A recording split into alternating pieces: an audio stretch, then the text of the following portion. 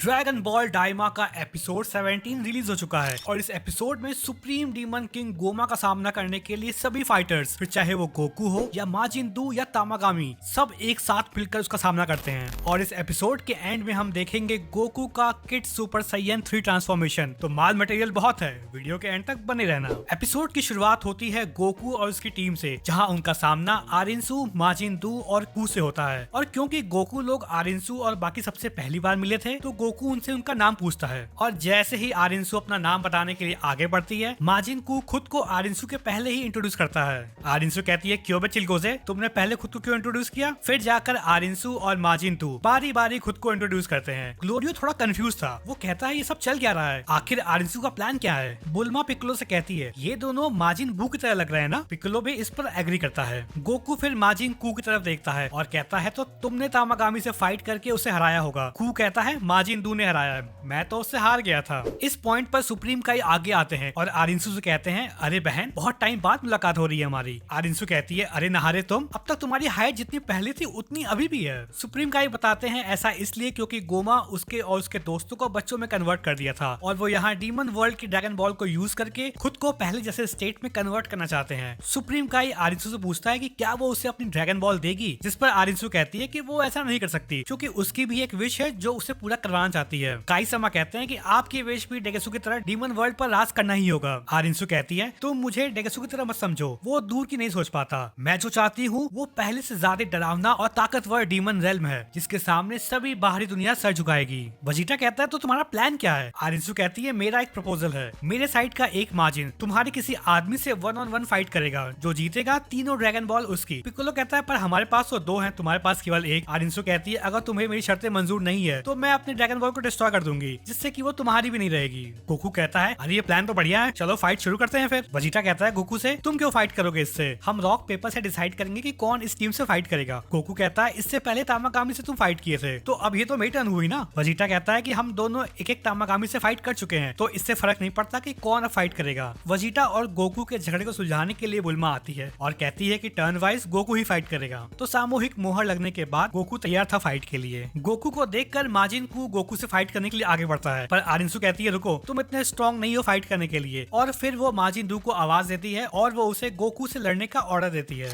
Fight की शुरुआत होती है गोकू के पंच से, जिसका माजिन-दू पर कोई असर नहीं होता और उल्टा दू एक पंच मारता है, जिससे गोकू कुछ दूर फेंका जाता है। फिर माजिन-दू गोकू को पकड़ने की कोशिश करता है, जिससे गोकू बचकर वो दू पर कुछ पंचेस और किक मारता है। अब यहाँ दू एक बार फिर से अपना हाथ एक्सटेंड करके गोकू को पकड़ना चाह रहा था, पर गोकू उसे बचता है और लास्ट में अपना वो नोइबो निकाल लेता है। गोकू फिर अपने नोइबो के हेल्प से माजिन-दू के सभी पंचेस से बचता है। फिर तभी माजिन-दू अपना दिमाग लगाता है और वो अपना एक हाथ जमीन के अंदर घुसाकर निकालता है। फिर दोनों हाथ से वो गोकू के नोइबो को पकड़ने में कामयाब हो जाता है, जिसके बाद दू बारी बारी अपने मुंह से 2 मैजिक बीम छोड़ता है, जिससे कि गोकू बचकर माजिन-दू को चक्री की तरह घुमाकर उसके दोनों हाथों को फंसा देता है, जिससे कि बेचारा माजिन-दू चक्री बनकर घूमने लगता है। गोकू फिर अपने नोइबो से माजिन-दू के पेट पर अटैक करता है, जिससे कि दू रोक लेता है। फिर अपने लंबे बालों से गोकू के पैरों को पकड़ता है और उठा उठाकर पटकने लगता है, जिसके बाद जब दू उसे गोल गोल घुमाता है, तब गोकू खुद को दू के चंगुल से आजाद करवाता है और फिर नोइबो के दम से खुद की स्पीड को कंट्रोल करता है, जिसके बाद गोकू सुपर साइयन में ट्रांसफॉर्म होता है और दू पर एक जोरदार पंच मारने की कोशिश करता है। अब मैं कोशिश यहाँ इसलिए कह रहा हूँ क्योंकि दू उसके पंच से 1 इंच भी नहीं हिलता है। अब बारी दू की थी, जहाँ वो एक जोरदार पंच मारता है और एक बार फिर से गोकू को पकड़ने की कोशिश करने लगता है, पर गोकू दू से बचकर उस पर एनर्जी बॉल से कई बार अटैक करता है, जिसमें कि केवल एक पहली एनर्जी बॉल दू पर लैंड करती है और बाकी सभी एनर्जी बॉल से वो खुद को बचा लेता है। फिर जैसे ही जब दोनों 2-2 हाथ कर रहे होते हैं और माजिन-दू गोकू पर अपने मुंह से मैजिक बीम छोड़ने वाला होता है, तभी एंट्री होती है सुप्रीम डीमन किंग गोमा की, जो कि एंट्री करते ही गोकू और माजिन-दू पर मैजिक बॉल से अटैक करता है, जिससे कि दोनों अलग अलग हो जाते हैं। गोकू कहता है, तो तुम किंग गोमा हो? गोमा कहता है, हाँ, मैं हूँ सुप्रीम डीमन किंग गोमा।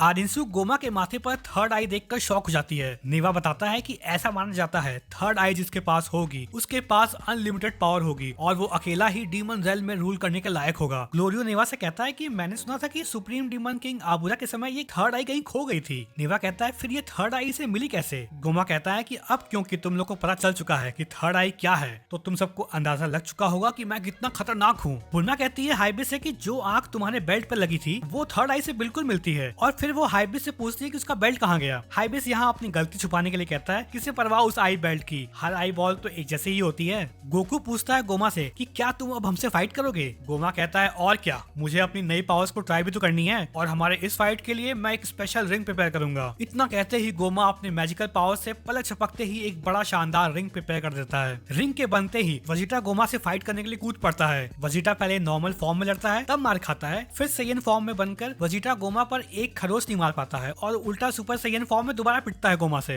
ये देखकर गोकू सभी को एक साथ गोमा से फाइट करने को कहता है, जिसके बाद गोकू, पिकोलो, सुप्रीम काई और ग्लोरियो चारों गोमा से फाइट करने के लिए गोमा की बनाई रिंग में एंटर करते हैं। बुल्मा गोकू के एक साथ फाइट करने के डिसीजन से सरप्राइज थी क्योंकि वो हमेशा अकेले फाइट करना चाहता था, जिस पर नेवा कहता है उनका ओपोनेंट है ही कुछ ऐसा जिसके लिए गोकू का ऐसा करना जरूरी है। अब गोकू बिना टाइम वेस्ट किए वो भी सुपर सैयन में ट्रांसफॉर्म हो जाता है और वो पांचों मिलकर गोमा पर अटैक करना शुरू कर देते हैं। बुल्मा फिर आरिंसु के पास जाती है और कहती है तुम लोग तो स्ट्रांग हो ना, जाओ उनकी मदद करो। आरिंसु फिर सोच विचार करके माजिन दू और माजिन कू को फाइट ज्वाइन करने का ऑर्डर देती है, जिसके बाद धीरे धीरे सभी रिंग की तरफ बढ़ते हैं और जाते जाते नेवा तामागामी को भी ऑर्डर देता है गोमा से फाइट करने के लिए। गोमा लिटरली सभी के साथ खेल रहा था, मतलब 8 फाइटर्स, जिसमें से 2 सुपर सैयन हैं। कोई भी गोमा का बाल भी बाका नहीं कर पा रहा था। गोमा के पावर्स और उसके अटैक्स की बात करें तो उसकी बॉडी इतनी स्ट्रांग थी कि कोई भी फिजिकल अटैक उस पर काम नहीं कर रहा था। गोमा अपनी पावर से सामने वाले के अटैक उसी पर रिवर्स कर सकता था। हवा में उड़ रहे पत्थरों को कंट्रोल करके वो उनसे अटैक कर पा रहा था। अब इसी फाइट के बीच गोकू के पॉकेट से जो बग उसने खरीदे थे वो भी कहीं गिर जाती है, मतलब गरीबी में आटा गीला। फाइट में एक मोमेंट ऐसा आया जब गोमा के चारों तरफ सभी 8 फाइटर्स अपनी अटैक की तैयारी कर रहे थे और गोमा हाथ फोल्ड करके उनके अटैक करने का वेट कर रहा था। जिसके बाद जब सभी गोमा पर एक साथ अटैक करते हैं, गोमा उन सभी के अटैक को एब्जॉर्ब करके वापस सभी को उन्हीं के पावर से अटैक करता है। जिसके बाद फिर गोमा गोकू को अपने मैजिकल पावर से हवा में उठाता है और इस मूवमेंट पर गोकू गोमा के पावर की वजह से हिल भी नहीं पा रहा था। जिसके बाद वो सीधा गोकू पर अटैक लॉन्च कर देता है। अब गोकू तो हिल नहीं पा रहा था तो वो बचे कैसे। तब माचिन दू और तामागामी नंबर 1 एंटर करते हैं और गोमा के अटैक को कैसे भी रोक कर रखते हैं। इस पॉइंट पर गोकू डिसाइड करता है कि अब उसके पास कोई ऑप्शन नहीं है, तो भाई सीधा सुपर सैयन 3 में ट्रांसफॉर्म हो जाता है। वहीं दूसरी तरफ जब माजिन दू और तामागामी नंबर 1 अब और गोमा के अटैक को रोक नहीं पाते हैं तो गोमा का अटैक सीधा गोकू पर लैंड करता है। पर क्योंकि भाई अब सुपर सैयन 3 में ट्रांसफॉर्म हो चुका था तो गोमा के अटैक से गोकू पर कोई भी खरोच नहीं आती है। यहीं पर एपिसोड 17 समाप्त होता है। वैसे तुम लोग इस एपिसोड का फाइट जरूर देखना, मैं दिखा नहीं सकता क्योंकि कॉपीराइट लग जाएगी। और हाँ, अगर एक्सप्लेनेशन अच्छी लगी हो तो लाइक करो, शेयर करो, सब्सक्राइब करो।